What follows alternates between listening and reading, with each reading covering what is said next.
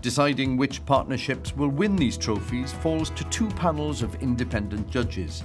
The 2024 business partnership categories were judged by Donna Ali, Director of B Excellence, Evershed Sutherland's Managing Partner Tom Bray, freelance arts producer Jason Camilleri, Karen Hodge, Trustee of the Hodge Foundation, and Stephen Thornton, Public Affairs Manager at Valero.